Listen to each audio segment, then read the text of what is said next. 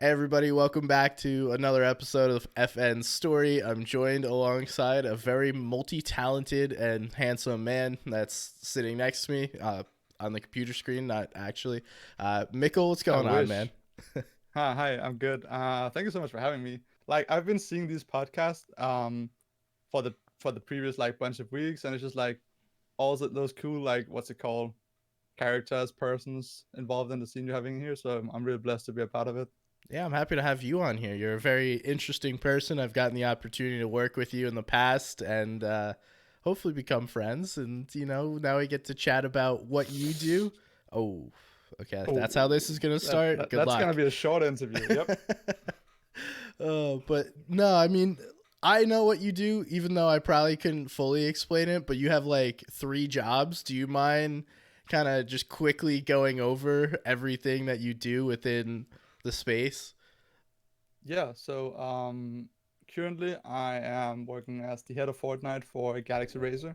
They have a Fortnite branch, a newly created Fortnite branch called GXR Lead, which is basically their Fortnite brand. Yeah, under brand of GXR. I don't know if that makes sense, but that's what it's supposed to be in the future. It's still early in the process. We have players. We obviously have Malibu and Queasy.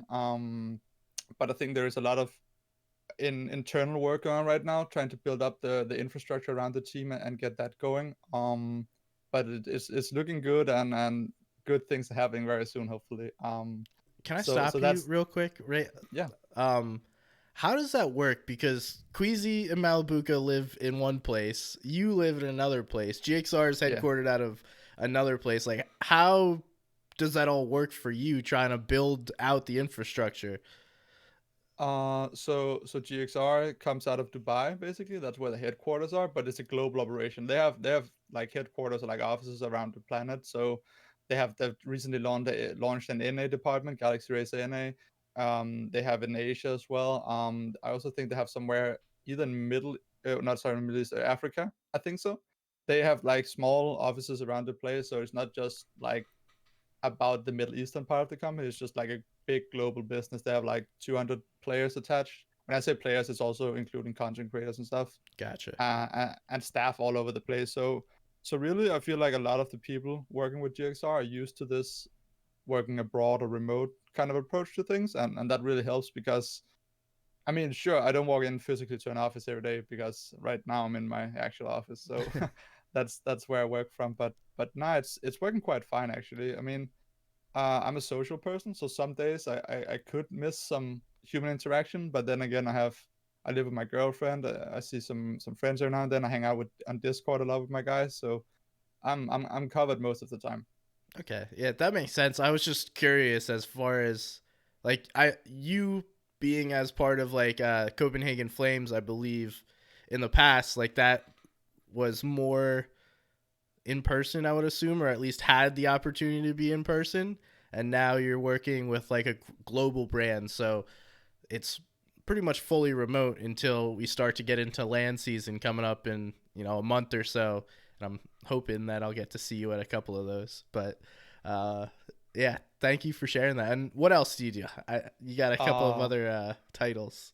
I do. I help Blast, the Danish esports broadcast production team, or company, sorry, not team, with hosting FNCS together with Epic Games. So I would be, I don't know, I think my title is assistant producer, where I would basically contribute with my Fortnite knowledge. So when you guys see broadcasts, I would assist the talent as you, monster, not monster, sorry, SVG, but like as the talent on desk and on what's it called, stage. And I would assist them with like highlights and clips and stuff like that from the actual game we just see. I would assist them with analytical key points to what we could break down between games. I help prepare the show every single day to watch what duos we would talk about or focus in on, or what off-spawn fights we would look at, and just try to like be a behind-the-scenes analyst kind of thing, where I help to make sure that the show works greatly. Okay. So yeah, that's cool. I like that as well. Yeah, I liked working with you. You're kind of like the in between. You're like a Fortnite person on the production side that helps us Fortnite people, or at least me when I was doing it, understand the production side because that was something completely new. And yeah, super helpful, especially between games. You're like, yo, I got you all these packages. Don't worry. I covered everything and very helpful to work with. So I appreciated that. Thank you so much. Nah, it's a fun position because honestly, I got into it because I got the opportunity because I was both doing the Danish Fortnite tournaments and I was also like a coaching. So that's a part of being that's a good step to being an analyst, right? To know the game and how the more um analytical aspects of the game work. So that's like how I got the opportunity to do this, and I was completely like green in terms of production. I've never done any productions before, really. So I feel like Blast really did a nice job helping me get into that world with teaching me about production side of productions, and then I could help them out with Fortnite part of productions, and then as you said, like meet somewhere in the middle. So I yeah, that's a it's a fun spot. My job isn't there in a normal production. They also do Counter Strike and stuff like that, and they don't really have a person like me for the other talent in the other production. So that's also kind of interesting, and I also think it's a sign of how complex Fortnite is as a game and an esport, right?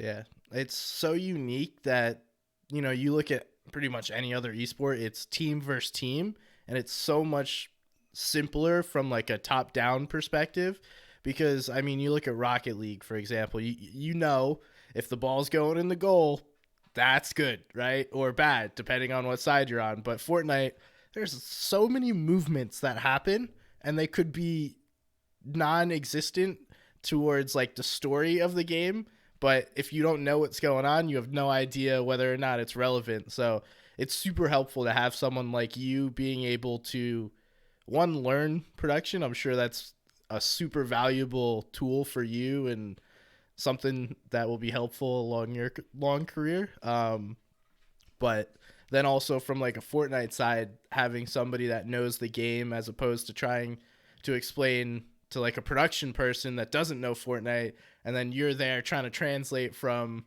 production to Fortnite to talent, and then vice versa is super helpful. And I think it shows like the Blast production, not just from my perspective, but over the last year or so, has gotten a ton of compliments from the community as far as the general output that people are seeing on screen. So it's a I think the main person to give credit to is obviously yeah, Blast as a company for believing in all the people they hire. I think they're really a really great company when it comes to giving opportunities and taking risk. Like let's just call it calculated risk because obviously they wouldn't just take in random people to do these jobs. But I mean, having very little experience in the field, I think they're really good at just like giving over responsibilities and be like, hey, you get this job, get it done or do your best, and then the person that give it to deliver, right?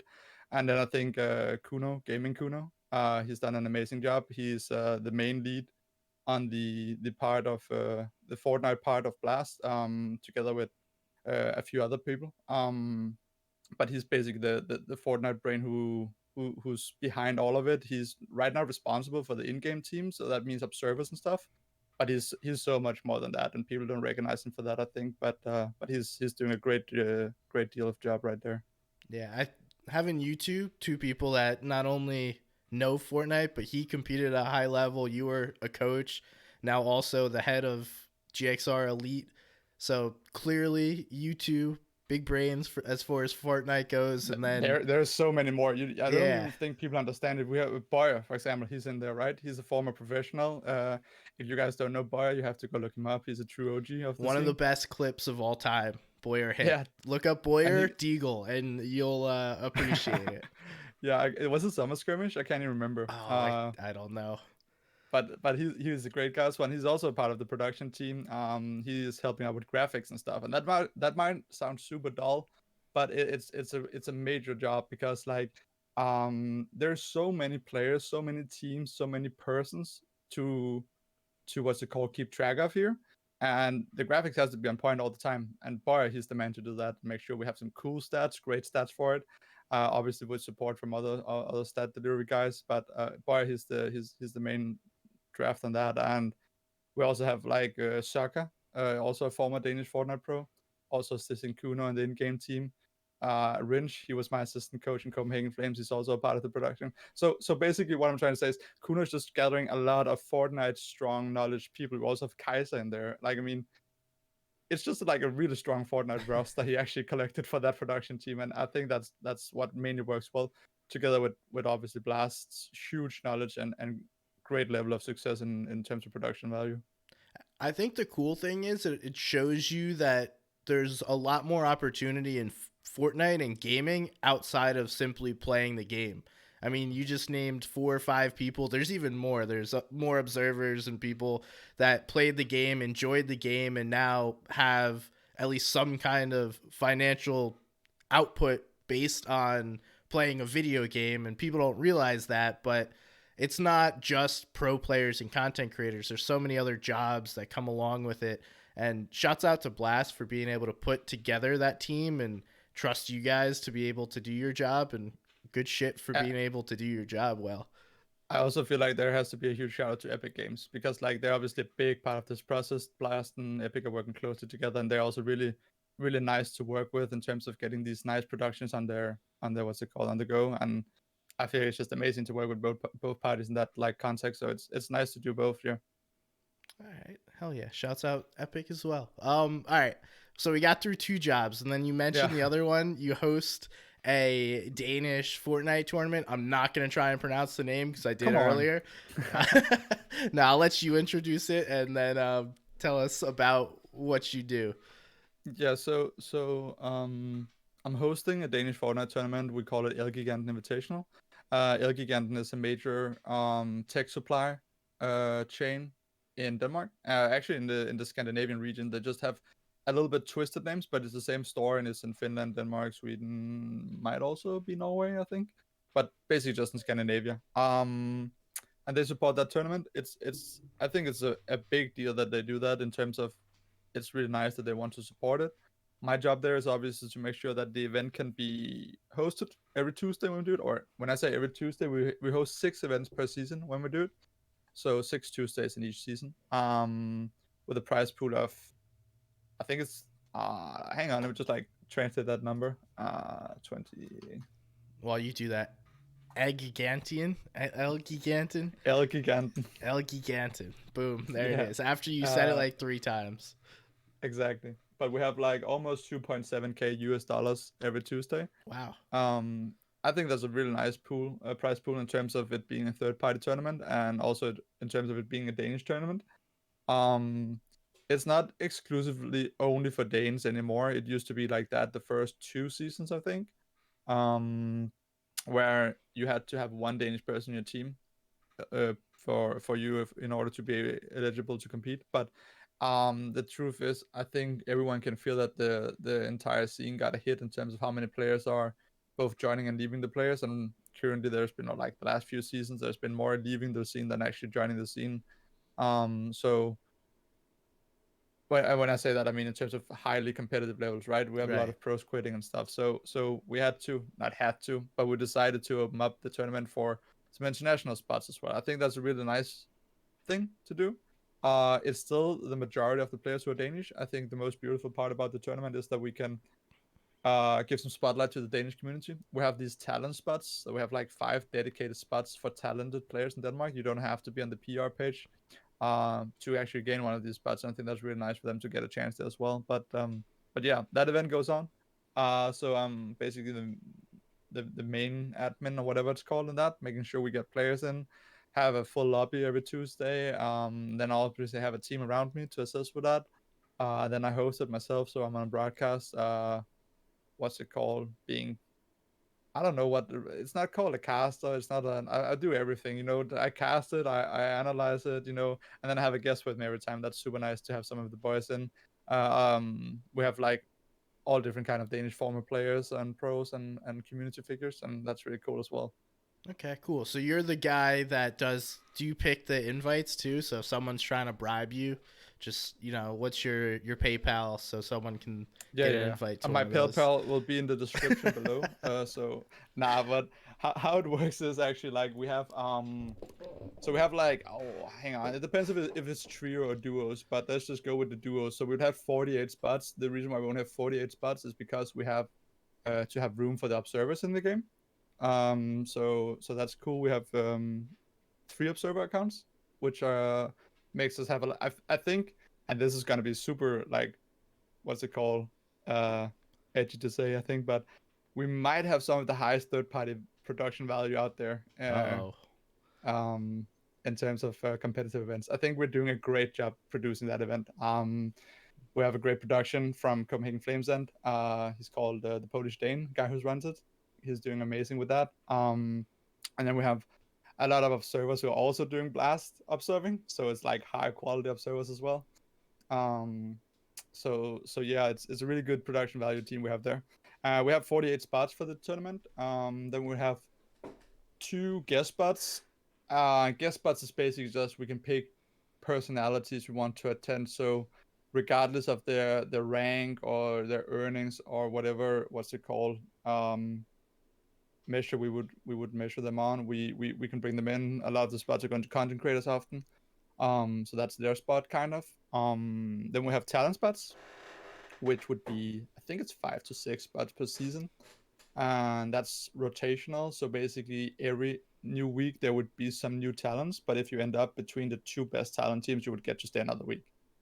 And then the Okay. remaining spots, I think we have quick math, never do math in public, but that would be like 40 spots or something like that. Uh, those are to the pro teams. Pro teams are picked based on their PR, Gamepedia PR. I'm not sure if we have to revise that after Gamepedia kind of shut down or like standing still. I don't know how to phrase it. Um, but basically, they get their invite based on their ranking in the competitive environment. Okay. I really like that you guys do that, and to me, that has to be the longest running third party like regular tournament that I can remember. That's of any significance. At least there's probably some little land center somewhere in the world that hosts like a regular Fortnite tournament every week, but it's cool that you guys do that, especially because one, you don't have to, could easily spend that money elsewhere, and two, it gives the pros a place to play. It gives the Danish community, like you said, a little bit of a spotlight on a regular basis. Although I don't think they really need one at this point because you look at some of the names coming out of Denmark. I Yeah, don't it's know, crazy.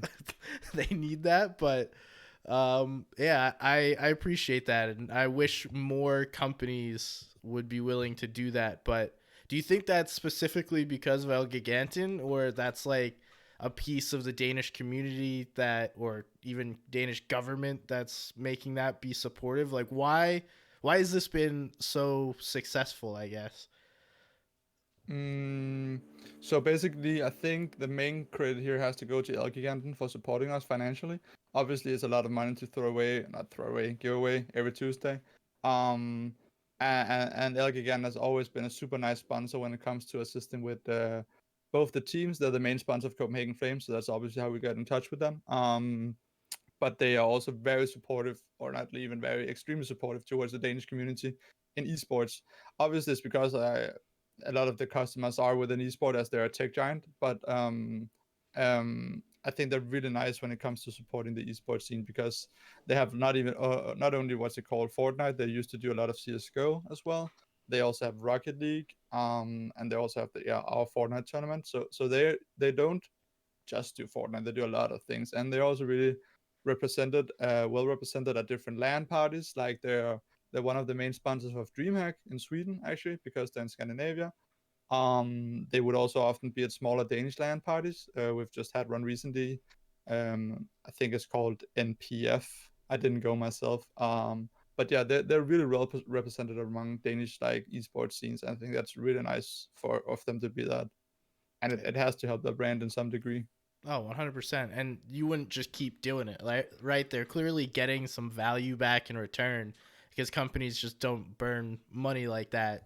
Like, it's not just giving it away. They're clearly getting something back from it. So hopefully they continue to, and, keep that value, get European Yeah. players some third party tournaments on a regular basis. One thing that you touched on though, and we were talking about it before we even started recording, was how supportive Denmark is as a country as far as like esports and just gaming in general. And compared to most places, actually pretty much anywhere that I know of, the only other place is where I live, is Raleigh, is very supportive of hosting major events for esports. But it seems like Copenhagen's kind of the mecca for esports events right now outside of Asia, because they do it on a different level out there. But for like Europe and NA, it seems like there's no better place than Copenhagen, and you guys are supporting everything. But is that like a government backed thing? Is it more circumstance? Is it just the Danish people like gaming more than anyone else? Like, do you have any insights as to why?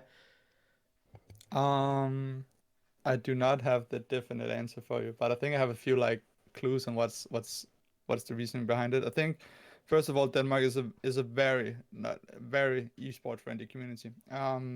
Basically thanks to Astralis, Counter Strike is normalized as a thing to do in Denmark, right? I mean, Astralis had an amazing run in Counter Strike, and they've really been the front runner of pushing esport among normal Danish people. When I say normal Danish people, I mean people who don't really participate or play or are into esports in any way. But even those people would actually be like, oh, Astralis won another major, or whoa, Astralis won another tournament. Obviously, it would be cooler to have more teams doing this. I think both Copenhagen Flames, we also had a Danish team called Tricked. They have shown themselves time and time again that they can compete in high levels internationally. But I think Astralis is definitely the front runner for that among the Danish community. Um, I think also there's being done good things among the Danish government in terms of supporting esport. There can definitely be done more, but they're definitely on the right track for starters. And then there's Denmark is built around a lot of I don't even know if there's an English word for this, but basically local clubs and smaller teams around like smaller parts of the country. So There is a lot of grassroots is yeah, kind of kind of like the grassroots. yeah. You can say that, but the thing here is there's a really nice culture in Denmark for volunteer work, right? So parents would go down after work hours, or people would sign up to come in on weekends to host smaller cups for the kids or young people around the different cities of Denmark, and kind of have like a community around that, you know. So I think that's also really nice in Denmark to have this kind of volunteer culture. Um, and then lastly, I think obviously Denmark is, I would say, yeah, both one of the best countries in the world when it comes to esport players. I think if you look at professional esport players per, or what's it called, like how to explain it? If you look at how many professional esports players there is compared to how big of a country we are, like population wise, Hmm. we have like 5.7 million or something like that, almost 6 million, right? I'm just gonna say it straight out. We're crazy good. Like it's insane. We have so many good players. Like we have it, and it's not just Fortnite. It's Counter Strike. It's Dota. We also have some good players as well. League of Legends, we had a few good, but I mean CS:GO, we're crazy good. Fortnite, we're crazy good, and then we're also well represented in other esports. So I think I would put my name on Denmark as the best Fortnite nation in the world if you compare the amount of pro players to the population size. Yeah, I'd say. Well, they also had the Danish curse where they couldn't win a tournament for the longest time, but Let's not talk about that.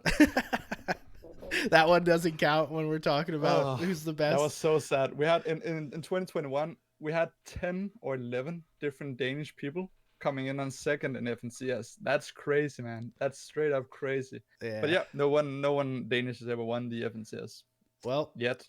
hey, there's a big one that could change the tides, and Yeah. there's a couple Danish players. I think Thomas and Nas would be two of the top players that stand out to me, but there's probably more than just those two. They're just the ones on top of my head right now. Yeah, yeah. These two definitely deserve it. Um, those are also the main ones for me. Oh, I guess Anas won the Gamers 8 tournament, so technically they have But that was one. zero build. No, Nah. yeah.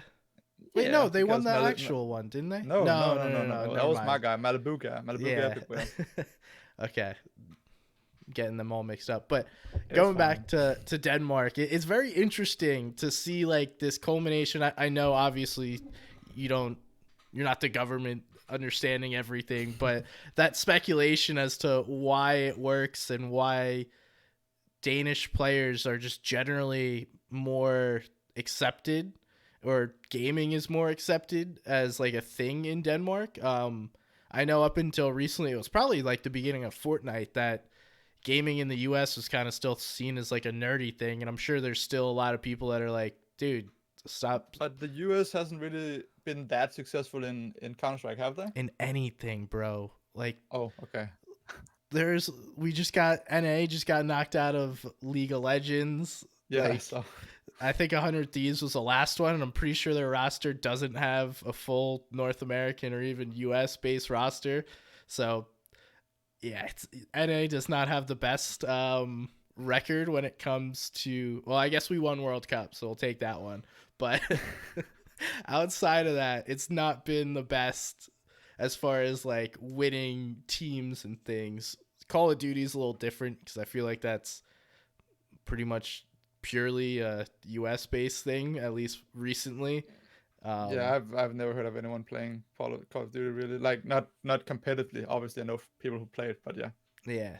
Well, all the franchises are here in the US and Canada. I think there might be a Mexican team. I don't know. I don't keep up But with it that much. that's the interesting part, right? Because and this is not to talk bad about the US, but even though they don't perform that well in tournaments and stuff, it still seems like that's where esport is. You know, like there's franchises, there's sponsors. Whenever I talk to other people, they're always like, it's in the US is that's where the money is in esport, right? And I think that's interesting because that seems like there's support in there. I also think I'm not 100% sure of this, but I think a highly ranked person within Astralis, maybe the CEO or someone like that, posted a comparison of fan culture, and I think it was FaZe who had more supporters than many of the big basketball teams in the US. That's a cool stat. Yeah, well, the money makes sense, right? Because all these teams have seen what people in the NFL, the NBA have done, and people are just selling the idea of like, buy into this franchise or buy into this esports org, and you'll be the next great NFL team. And Yeah, there's a lot of rich people here in the U.S. that have dumb money that you just want to throw it around, and it's not even necessarily an investment all the time. It's just, oh, dude, how cool would it be if I had the next like Cleveland Cavaliers and we got to draft LeBron James or something. But obviously there is supposed to be some return at the end of the day. But I think a definitely. lot of it's more of like status based, and there's just a lot of money. Like, you guys have 5.7 million. There's 360 million people in the U.S. So just infinitely more people, whatever Yeah, that number is. more opportunities as well, right? With more Yeah. people comes more opportunity. Yeah, no, But I think it's interesting. Yeah, the the overall culture, I don't think is accepted. I think that no, content creation is much more accepted than esports players, which is yeah, strange because you would think with the competitive nature and the way we put regular athletes up on pedestals that esports players would get a similar treatment, but it doesn't feel that way within the US. And I keep going back to it, but Booga's like the only one that I can remember kind of had like a TV tour where he went on all these major TV shows, did interviews. And I'm like as a competitive player, right? Yeah, yeah, yeah. And Yeah, because I saw Ninja as well participating in a lot of stuff. yeah, but for me, he's not an esports player, right? He's No, just no, a he's not big competitive. content. I mean, Yeah. yeah, definitely, yeah. So yeah, it's interesting that you do say that. I do think the fan base is there, as far as like a want to root for something, but I don't know that teams have done it right or even been successful enough to be The like problem with desirable. Fortnite, I think, that's the game is too complex for a an a non-dedicated person to watch it, right? Because it's so there's so many things to look out for. First of all, there's 100 people in a lobby. There's a freaking 100 persons in there, and that has nothing to do with battle royale. I know that's how the game mode works and stuff. But if you're not following the scene actively and you have to keep track of 100 people, let's let's be mildly rough here and say 40-50% of the lobby will be irrelevant at the end of the day because you only follow top 10, top 20, whatever, right? But you still have to keep track of really like a lot of players. And the other part here is it's really hard for fans to just be like, oh, then I'll just support GXR, because GXR isn't an actual team in the game Fortnite. They're an esports team. They have players, but these players play with other players around the place. I tried to do this with Copenhagen Flames. I wanted to do this so bad for so long. Like, just be like, okay, we signed two players. You two work as a team, and then you go out and go nuts, right? And I genuinely think that's the way forward if this scene has to succeed even further, because you have to have that fan culture. So instead of saying I'm fan of the player, you have to say I'm fan of the club, and then you can also be like, but this club has a great player. Just like in football, I'm a Manchester United fan. Oh, they also have Ronaldo. He's a baller, right? I think that's the way around. Right now, the players just there's too much on the actual players and too little on the actual orgs, and I think it's a mistake from especially the orgs. But yeah, I know a lot of teams has tried making this work, um, and uh, I'm having a hard time thinking about an actual perfect or great example. I think with Become Legends having Seti and Kami now, that's a good one. But obviously, Seti and Kami hasn't been like built up together under BL. They were good before, and then they both joined BL. That's also cool, and I think it's the right approach. Um, I tried to do it in Copenhagen Flames with Swag and Pablo, like we'll call them like A tier pros in Denmark, not S tier, but like before I left Flames.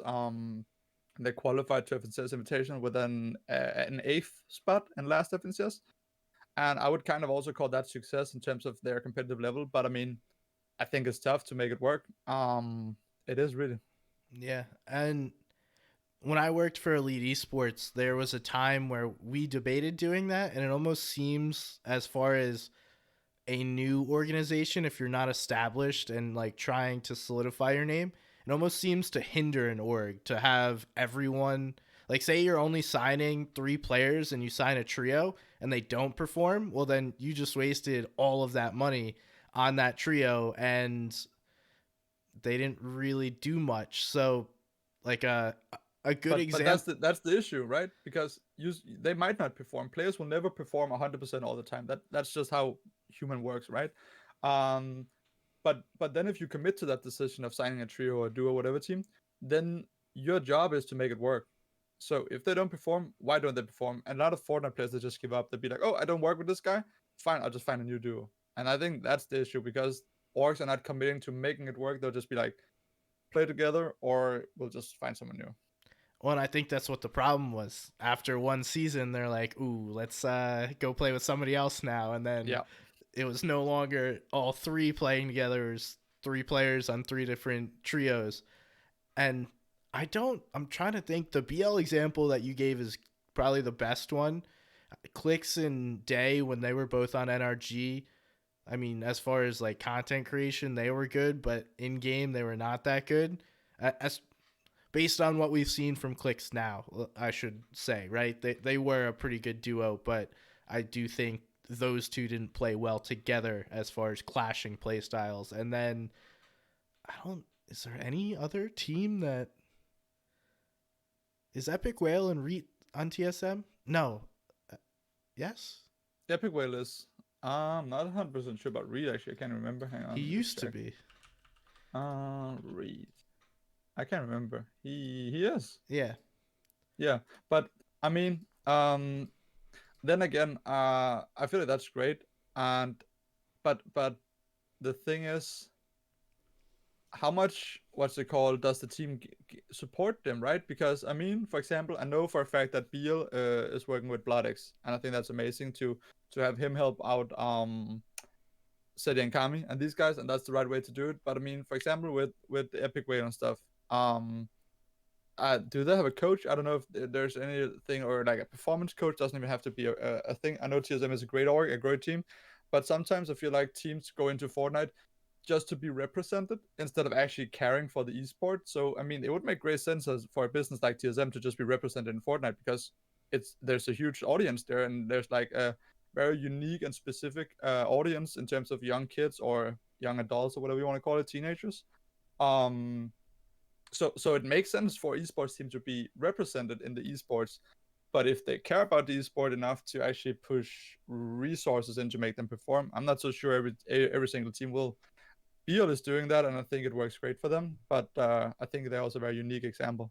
Yeah, well, they're like the gold standard when it comes to Fortnite orgs, because they've seemed to do that from the beginning, where they're building up players and people, not necessarily just signing people and letting the players do whatever the hell they want. Right? We've seen, I mean, Hen, uh, we that's the first one that Hen, comes to my name, and yeah, Anas was there in the early days. They have Seti, I think.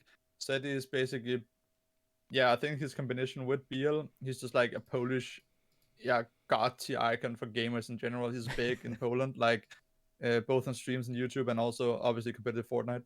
I think that's amazing. Kami, that signing is great.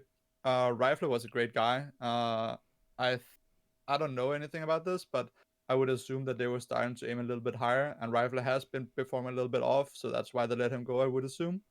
Then they have Nebs connected, or like still that's a good signing. Mr. Savage recently. that was a big Um, one. That, like for an org that was consistently seeming to bring players up to their level and not necessarily sign people. Like Mr. Savage is bigger than most orgs. Like yeah, all orgs too, not even just Fortnite orgs. He's one of the biggest creators, probably the biggest creator right now. Maybe Clicks could rival him, but but that was really cool to see. I think Beal kind of took a step away. Not completely put it in the draw, but I think they took a step away from the talent approach, and as they have become more established and more, I'm not even gonna say more organized because they've always been super organized. Renos are doing an amazing job running it, together with Elix. But as they've just like developed the business, I think they can do all these more serious signings instead of betting on talent. They can just bet on like actual raw skill now and be like, yeah, we'll just take the biggest one, right? Yeah. Um, but I mean, I think that's also what's it called, a stamp of approval in terms of they're doing the right thing and they're moving in the right direction, right? Trying to solidify themselves as one of the top teams ever in Fortnite. Yeah, well, it shows that like you've taken that next step, right? If you could go from signing, let's call it B and A tier talent, turning them into S tier talent, now you're just signing one of the biggest people in Fortnite. Yeah. Like that is a huge step, and congrats to them for being able to do that. One thing that I kind of want to go back to, and this has always been mind blowing to me, is Ooh. European orgs seem to invest so much more in at least Fortnite rosters than I've seen in NA, because like you were a coach for Copenhagen Flames. You're the head of Fortnite for GXR. I mean, most NA based orgs like TSM, do they have a head of Fortnite? Do they have a Fortnite coach? I mean, NRG, I think they only have Clicks, maybe Bucky right now too. But like, are they bringing in coaches to make their teams better and make the performances better? Which I haven't really seen, and I think that's why, partially the reason why Europe has been much more successful in creating fandom for teams is because of that investment into the players and putting more into it. I think you said it best earlier when you're like they're just being represented in Fortnite, whereas it feels like Europe is trying to become a piece of it. But I mean, it's not really surprising if you break down the numbers, right? Because the prize pool is so much big in Europe, considering basically everything. But let's just talk about FNCS because it's double all other regions on normal tournaments, right? I mean, that's just more appealing for teams, both if they have to get an article or contact sponsors and be like, hey, we won $1 million. You can't say that in NA because you don't participate in tournaments which has $1 million, right? What is the prize pool? 600 or something?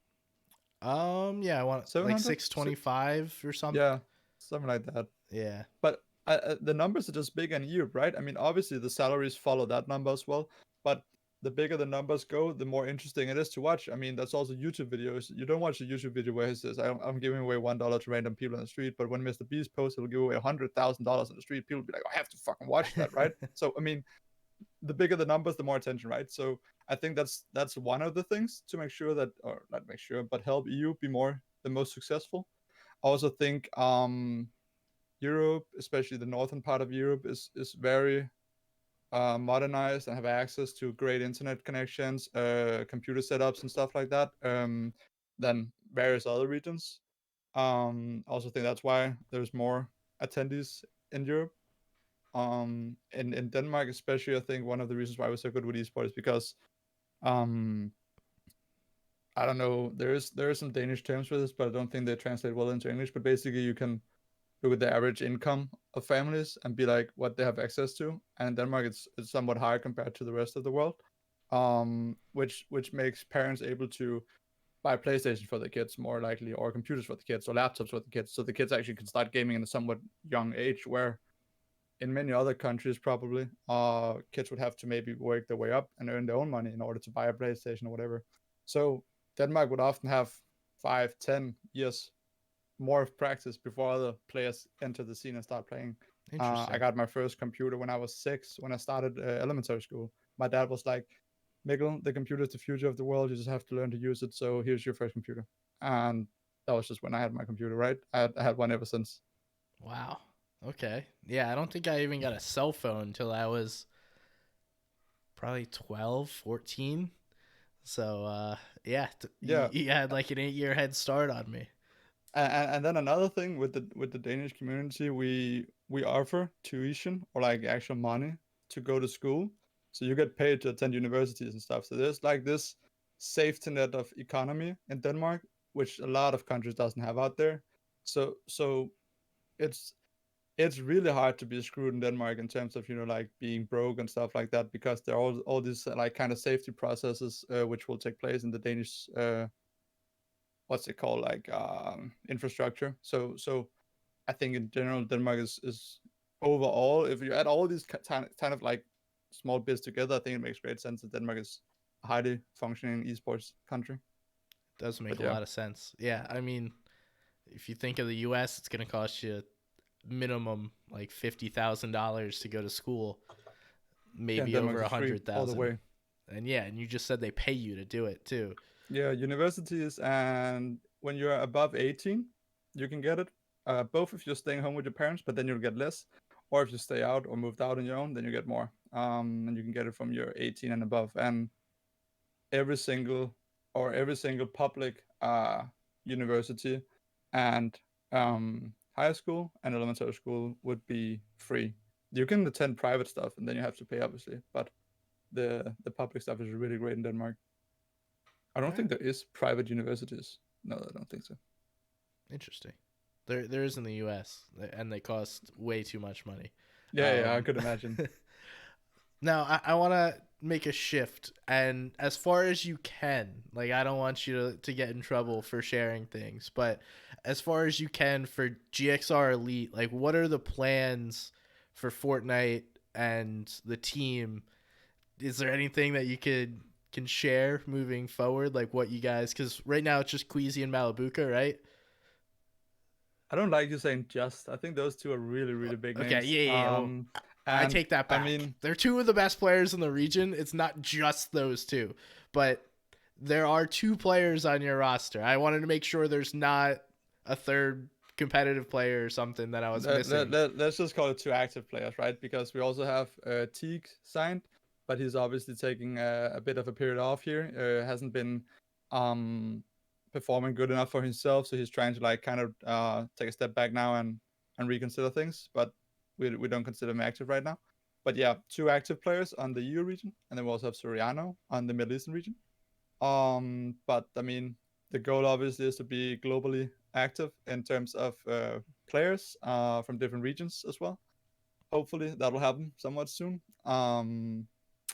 And then also cool to have some content creators around us.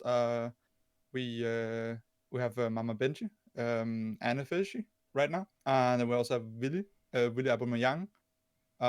Those two are what's it called, our current content creators, and we also have some other big names involved. For example, GXR NA just signed Reddish.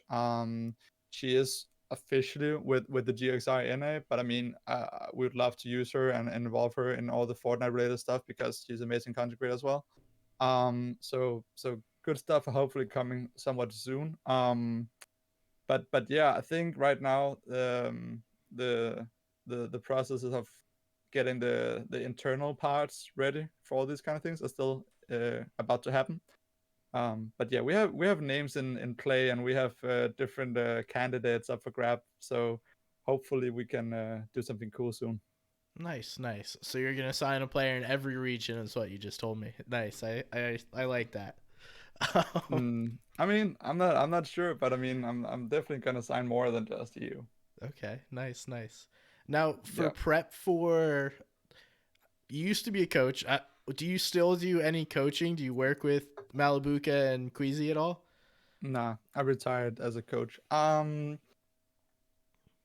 This is really hard for me to say, but I think coaches do not get enough credit in Fortnite. I think a lot of Fortnite kids are full of themselves when it comes to the fact that they can actually get help from someone who is not good at the game. So I would still consider myself a somewhat successful coach in Fortnite. But like people like Blodex or Chocolaten or Cartas, these big coaching names that I consider big coaching names,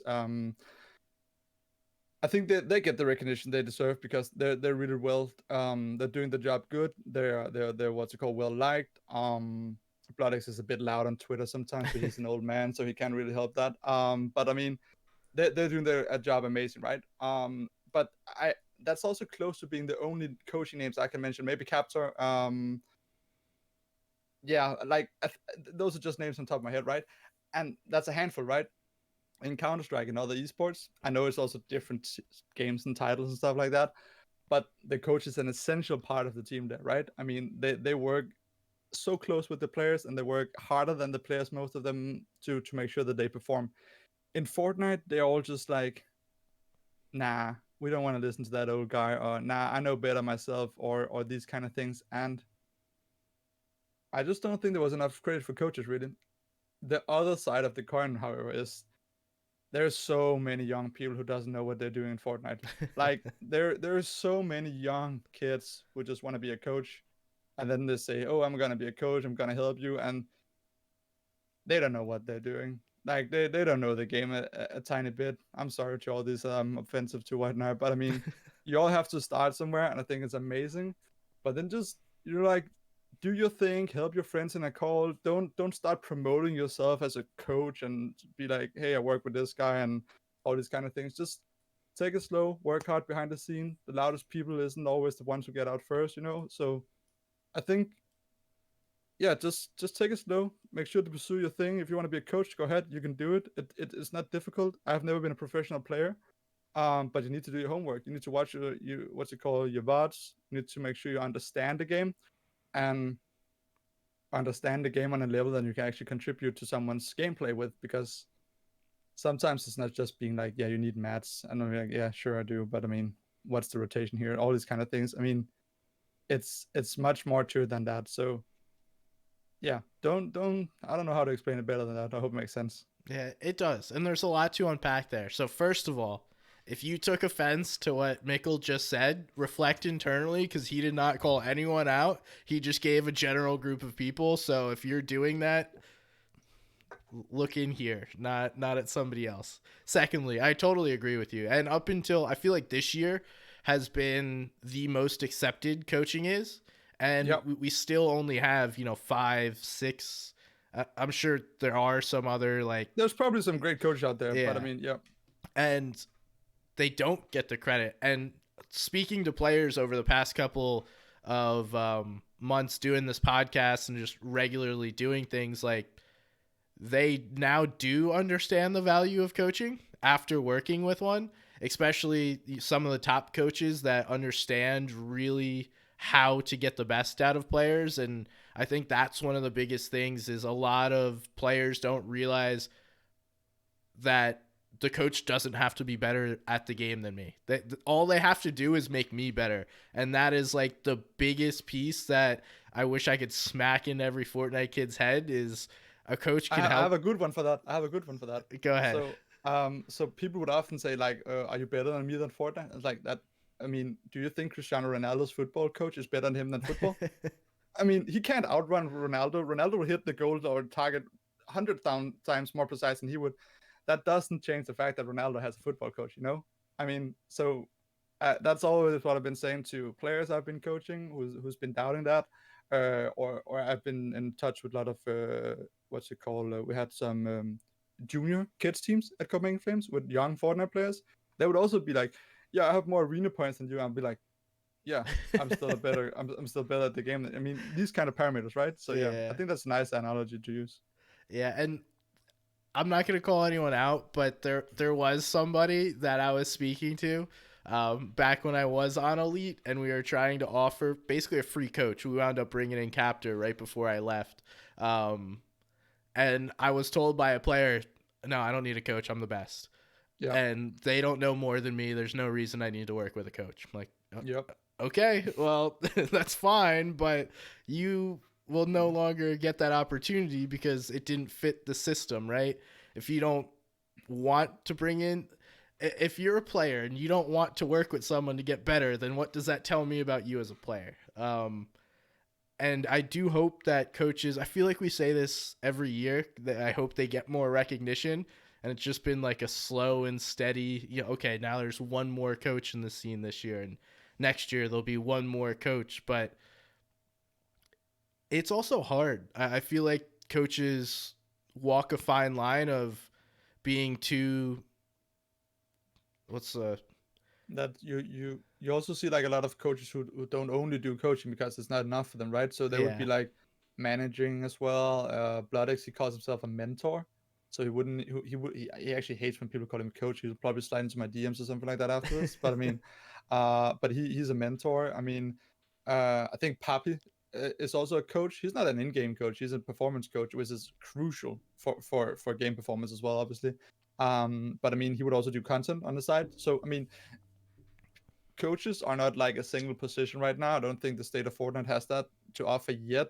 To some people, it does. But then again, for example, I was a professional Fortnite coach, but I mean, my full-time position wouldn't only be coaching professional players. It would also be creating bootcamp concept for the kids teams at Copenhagen Flames. I would help have the structure of the kids trainings every day because we had like I think when we peaked we had 800 kids attending Fortnite lessons at Flames. And I had 25 coaches hired. So I mean that would be a part of my job as well, you know. So I think I think it's getting there, and it's also important to keep in mind that Fortnite is an extremely young esport, right? And don't compare to Valorant because they have a company who actually knew what they were doing before they started. But Fortnite as an esport with Epic Games, I think it's a really young esport. And another thing is it's the first battle royale to make it this big. So everything they're doing, they're the first they're doing it basically. Um, sure, they can have some examples and inspiration from different unique concepts or attempts to succeed, but I think Epic Games is doing a great job so far running Fortnite as an esport. It's it's 3 years in terms of competitive. I think the game is 4 or 5 years old. I think it's 5. Like Yeah, the 2018 was the first. I think it was. So we're like 4, but really 5 if you think about Epic supporting the esport. yeah. But as of a competitive aspect, I think it's 3 years old with FNCS and an actual competitive scene. Um, and I think every season is getting better. I just think it's a really hard group of people, these players, to keep happy and satisfied, right? There's always something to complain about. I think personally, I think, for example, the divisional cups this season, amazing. Sure, there's some feedback to give to it, and there's some adjustments to make.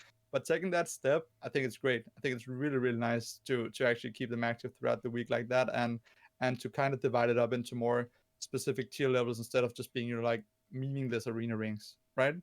Mm-hmm. Yeah, I agree with you. I think the divisional system is a massive step in the right division direction for an actual solid competitive system. Because as we've seen, Arena is not a competitive system. Arena is Arena. It's like a sweatier version of pubs at this point, and you know we've tried to make that work, but the player base does not want to make that work. So granted, yeah, we could screw around with that, but I think the whole point of the divisional system is Epic saying, okay, we're gonna give you guys 2 tournaments a week and a third tournament that is the culmination each week of this, and it's open to anyone. You can climb the ranks, you can show your own progress. Even if you're not one of those top players, you can go from contender to challenger to elite, which I think is huge and actually provides incentive to your general player to continue to try and get better. And having opportunities twice a week to play in those tournaments is massive for the, let's say, infrastructure of building up new talent, because I think we're at a point where we need more of it in Fortnite. Um, so yeah, I mean, there's I actually tweeted yesterday some feedback about it that I thought would be better.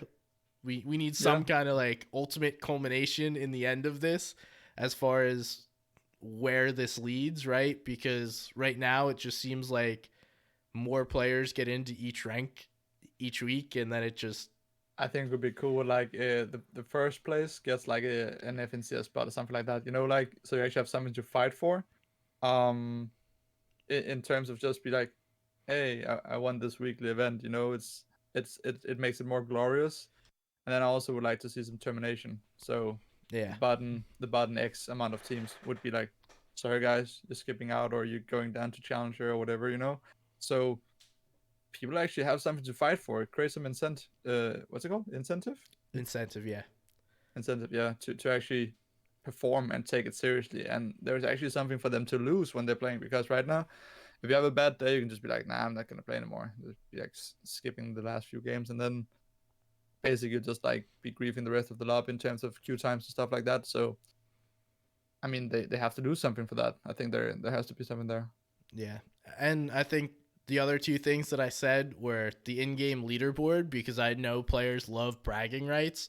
So more so than just prize money, just to be able to say like I'm the best player in the division or the elite for NA East, or if like an EU team got on top of NA East, you know how much shit talk would go on there and how Yeah, much yeah, they would yeah, love yeah. that. So like that would be a huge piece of that doesn't even require monetary incentive. It's just simply bragging rights for the players to be like, yeah, I'm the best in the region, what are you going to do about it? And then a redistribution of the prize pool is the only, I like that a lot of people make money, but I also have seen that games 5 and 6 in the weekly finals have turned into kind of chaos, because players understand if you're 40th or 10th, at least in NA, you're making the same, or I think 40th to 11th make the same amount of money. So just having that scale a little better to make it incentive to try and continue to excel in the tournament, rather than I need a 20 elim win to make more money, is Yeah. going to Um, deplete the tournament. I think it's always going to be an issue with button teams landing on top teams just to annoy them, or yeah, what's it called? Yeah, I don't know how to phrase it, but yeah, I think I'm not sure what the fix is for that. I mean, it would just have to be a crazy amount of money, or like to close these gaps or something like that. I'm not sure there's a problem. I think unfortunately it's a part of the game. Obviously, there lacks some competitive integrity. I think this comes down to, again, a lot of players don't play around teams, like orgs. So they don't have anyone to actually hold them accountable for these actions. Because technically they're not crossing any lines in terms of rule sets or anything when they land. They can land wherever they want and whenever a game starts, but competitive integrity would tell you otherwise, I think. So yeah. And then it's an extremely young game in terms of the player age. So these decisions are not well considered. They're just like, oh, let's have some fun, and then they Well, just actually, it kind of makes sense though. Like, say you're in 20th place and you need a massive W key game to make more money. You're not going to fall out of 40th if you're in 20th in the last two games, but you have an opportunity. Like, you're incentivized to go try and have this big game, but then you're also just going to run at people and W key them. And if they, like, I'm sure players aren't looking, this is the I'm team not I, talking about W keys. I think that example is perfect. That holds up in court. But I'm talking about if a team is in 48th and they decide the last game to land at the first place team. oh, yeah. That's where I'm like agree for first state. I'm like, they're not crossing any rules. It's fully legal, but competitive integrity would tell you otherwise, right? Yeah. So that It's one of that's those my concern. unwritten rules in Fortnite you just shouldn't do. It's not Yeah, written in the rules, but everyone that plays the game knows you shouldn't do that. it's written in the "I'll block you on Twitter" rules. Yes, it Yeah. is. All right. We're at about an hour, but I don't want to let you leave before I get some thoughts on the invitational. Ooh. I don't want to ask anything other than who you think's gonna do well, and let's try and not have your GXR Queasy Malabuka bias totally take over here. Um, so actually, Uh, I'm gonna remove that option from you. If you had to pick somebody or a couple of teams that'll do well besides the two that you almost have to say are going to do well, who would you pick? mm, that's a tough one, man. My thought about it is, I think it's an uncontested team who's going to win. If you're contested at an invitation LAN, you're doing something wrong as a team, in my opinion. Because I could understand if it was a set map and we had several lands coming up this season, so you actually had to defend your POI or drop spot to make sure that you would, sorry, be able to perform better in the next event. But that's not the case here. That like the map is gonna be different. Come on, we already know it for the next event. Yeah, We don't even know when the next LAN is really. Okay, sure there's gonna be DreamHack and stuff, but next actual LAN. those are Um, solos too, so it doesn't even count. Good point. Yeah, and not the same people going to be there, Yeah, right? So it doesn't make sense to defend your POI. Get something uncontested, and you'll perform way better. Trust me, I'll put my name to that. So an uncontested team who's gonna win. Um, and I mean, Queasy Swap dropped today, but maybe he's gonna get contested, I guess. I mean, I don't think Matabuga will win this if he's contested by Aqua and Reason, and they're beefing down in Counter right now. So have fun. Um, I don't know, I want to say Kami and Seti, but the last FNCS performance was kind of disturbing to me. Um, they ended up 8th after day 2, but they went 20th after day 1, and I think that was really surprising to me that they should there should be so little to rock the world so hard, if that makes sense, because they got contested at the drop spot, and I actually thought a team like them would be able to work around that. Those teams who contested them weren't that good, but obviously it's a big deal when you get contested. But um, but yeah, I think they had a rocky season last season. I think they're getting back on track now. And it's also unfair of me to say they had a rocky season when they come in 8th on FNCS. Those guys are amazing. They put so much work in. They do so much hard work. They did amazing at DreamHack solos. Done good with cash cups and what's it called, elite cups leading up to this point. yeah. I I think really that is just the expectation for them is to be top three basically every tournament. exactly. So So they've that's been why so good, they've set the bar too high for themselves. Yeah, exactly. I think that's a good point. But yeah, I really those are one of the teams that I would love to see win. I think they deserve it, and I think they owe it. So not owe it. What's it called? They deserve it, and they should be the winner, right? I think they're one of the teams who should be winning.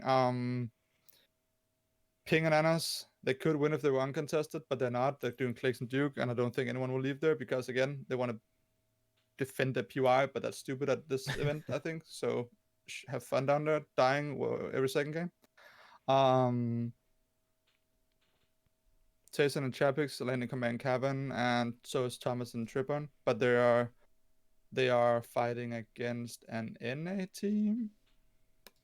I can't remember. I think they're contested. There's 3 people up there. But yeah, I would imagine Trippon and Thomas would just dip quite fast. If those guys can make it out of their PY uncontested, I think those could be deadly as well. I think, yeah. I mean, Thomas and Trippon could do good if they're uncontested or get out safely. Kaiman said if they're uncontested. I So would love to see King and Ed. okay. I would love to see those guys do good. I don't know why, but there's something about a Dark Horse region just coming in and performing really well. I think that could be so cool.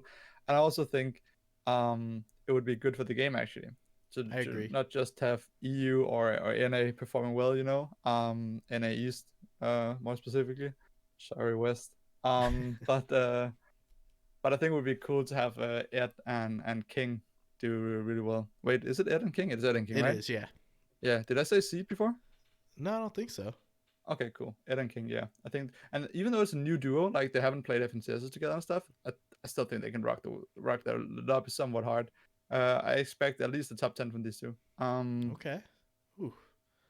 I'm sorry, I don't see any Middle Eastern players doing good. Sorry. Not good enough to be winning or close to winning. Not top 10. Well, two out There's of the three are playing with somebody that they really can't even practice with until the week before. Yeah, that says enough, doesn't it? Yeah. Yeah, I'm So sorry. Um, West players, we have Epic Whale could also do good. Epic Whale and Reed. I think Epic Whale has been proving himself really worthy when it comes to physical lands and in-person events. Um, so I wouldn't be surprised if he performed well, but I think the last previous seasons he's been what's it called? Underperforming a bit in terms of what people expected him to. But I mean, what else would you expect from a person winning 6 FNCSs basically in a row, right? yeah, it's like Cammy and Seti. You expect them now. It's even higher. You have to win every FNCS for But Epic Cameron said he Whale. didn't win 6 in a row. I mean, Epic was different, man. He owned that region. So yeah, I wouldn't be surprised to see him there. He's uncontested in Loot Lake for now. But yeah. What else? What else did I forget? Any big teams? I mean, Miro and Booga are probably the Well, weather biggest landing. names. Chunk. Chonkers.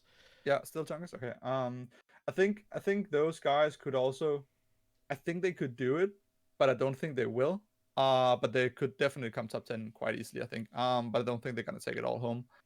Um, and I can't explain to you why. Maybe it's just my EU bias. I don't know. But yeah, I wouldn't be surprised if they wanted to. Really good players, proving themselves worth it time and time again. Oh, another team I'm interested to see play, Luda and Mus. Yes. That's a cool one. I also think it's a cool story, right? I Mm-hmm. mean, I think it's beautiful all around, and it wouldn't hurt my feelings if they went on and won or did really well at the FNCs as well. That's Um, probably the coolest story heading into NA East, or not NA East, heading into the FNCS Invitational as of right now, right? We could definitely build some storylines, but this team won back-to-back FNCSs with Speedy and OCE, comes to NA, plays in NA, Muzz stays here, Looter goes back, Looter wins the spot, Looter's then like, I want Muzz as my teammate. They come back to NA to practice, and now, hey, it it is all in their hands because they've shown to be capable to play at an NA level. So I'm interested to see those two as well. my last team that I think also has a good storyline, I think that would be Aqua and Reason. Not because those two they don't have any history together really. I mean, as a duo, right? But I think Mm-hmm. Aqua is an interesting guy because he's just I admire that guy so hard. Like turning on and off his career like that constantly since World Cup. Because obviously he's dealing with his hand injury, which makes him unable to play from time to time. But I mean, coming second, the winning duo World Cup, um, playing a bit, then quitting a bit, coming back a bit, quitting a bit, coming back, winning an FNCS in this chapter, quitting as a season, and now back again for the FNCS Invitational. Man, I'm excited to see him in action. I don't know what to expect from him. Yeah, I don't know either. He always like does Aqua things, right? He's always Exactly. just like him. And you can count on Aqua Rezon, one game, high ground, they're gonna win. Like 12 games or however many games are played at the Invitational, one game will be won by Aqua and Rezon on high ground. Hands down. Like no question. He will do whatever it takes to play that height position and win the game, which that's really cool. Like the fact that he's established himself as like that prominent of a player that we can kind Yep. of just expect that. Um, and that's such a weird thing to constantly have to take breaks because of your injury. And we don't see that really in Fortnite at all. We don't see that players come back to perform that well every time they do it, or like the times they do it. I think that's amazing with him. He could just step out and come back just like he hasn't skipped the day, right? I mean, and that's really cool, and I think that's really admirable about him. He's also a great guy. I met him at the FNCS Media Day when he was in Copenhagen earlier this year. Really cool kid. So yeah, looking forward to see him in action again. I think it's gonna Nice. be it's gonna be great. A lot of really good names in that lobby. It's almost hard to pick between favorites.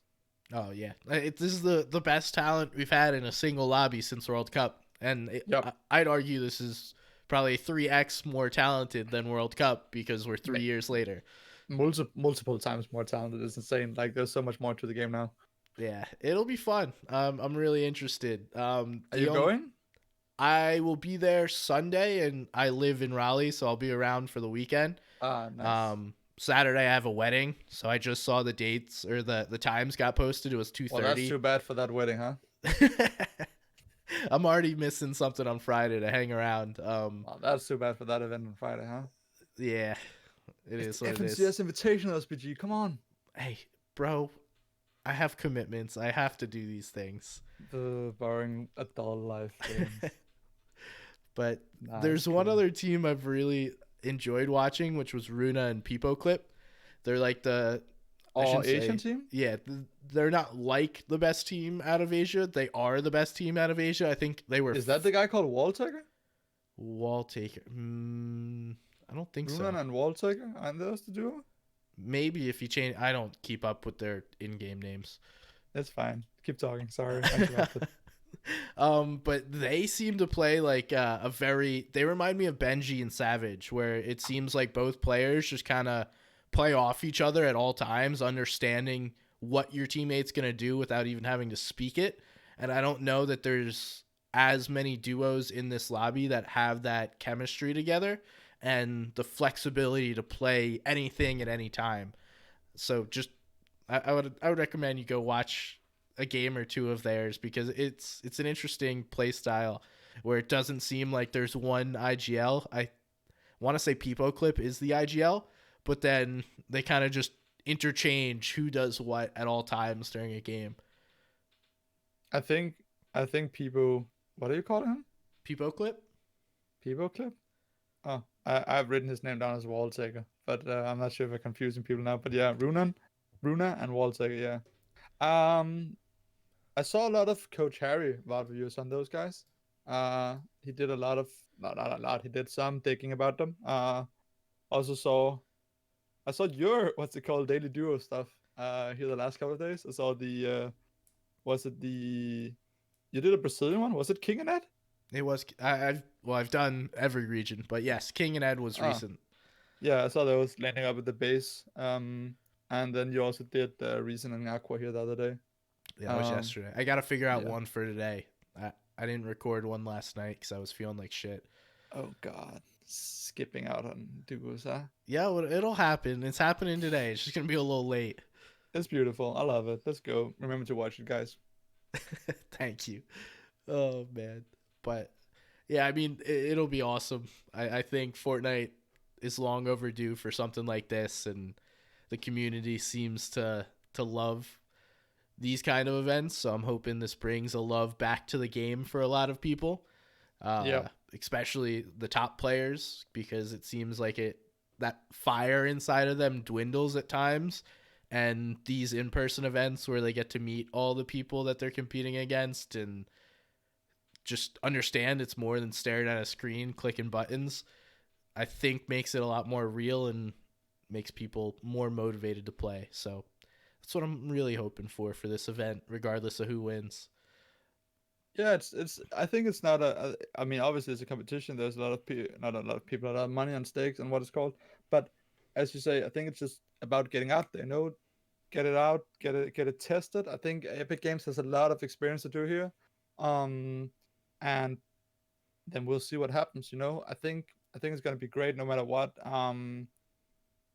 It seems really organized. It seems really really well put together right now. I'm super excited for it to get going. I'm flying down there the 6th of November, so that's gonna be cool. Hey, hit me up when you're here. We'll do some. I'll take you to my favorite barbecue spot. Oh yeah. Yeah. I'll definitely do that. I have a tight schedule with what's it called, rehearsals and stuff. But I mean, I'll whenever I'm free, I'll try to hit you up, man. All right. Hell yeah. Hell yeah. All right. Let's wrap this up. We're about an hour and 15 minutes in. I know I told you we'd do an hour, so thanks for being chatty and having fun with me. That's perfect. All right. First of all, KrigsMikkel. Where does I understand the Mickle part? Where does Kriegs come from? Do I have to explain that? Why? It's Is it just like something a you shouldn't explain? okay. So no, it's not. It's not. It's nothing dangerous. So Krigs means war. Ah, So Krig is war in Danish. When I was young, and I got my first, I think it was my first Steam account, my Counter Strike account. I had to be called something cool because I was a cool kid, right? of course. So my username or account name would be War Mike is 007 because 007 is the shit, right? I mean, Mm-hmm. he's a secret agent. Come on. Yeah, James Bond. Yeah, exactly. So that was my username, and then a few years later, I had to make my first League of Legends account, and my guys from my school would know that I was called War Mike in Counter Strike. They would joke around with it. That would just get straight up translated into KrigsMikkel because War is Krig and Mike is the English version of Mikkel, right? Because Mikkel is not an English name. So there you go. It was just like a fun troll name. I wouldn't really use it. And then when I started university, one of my friends in university was like, "Hey, Mikkel, you gotta try Fortnite with me." I was like, "Dude, there's no way I'm gonna play that game. It's a kid's game." He said, "Come on, it's fun." And I was like, "Okay, fine, whatever." I went in, made an account. KrigsMikkel was the username, of course, because why not? Um, and then in the beginning, I didn't get hooked by Fortnite. Like I thought it wasn't too entertaining. I stopped, didn't play for like a month or two. And he was like, one day, I was like, come on, let's try again. Let's play it again a few more times. I was like, nah, it wasn't that fun the first time. I was like, it's better now. They did some changes and stuff like that. And new season, I can't remember. And then I came back and then I just like loved it. I can't remember what did it. I can't remember what triggered it, but I just came back, started loving it, started playing so much Fortnite. And then it just took off from there, right? Um, Getting into different jobs and stuff like that from that point on. Nice, nice. All right, War Mike. That's what I'm gonna call you, War Mike, from now on. Please don't. Okay, and secondly, what is your favorite Fortnite skin?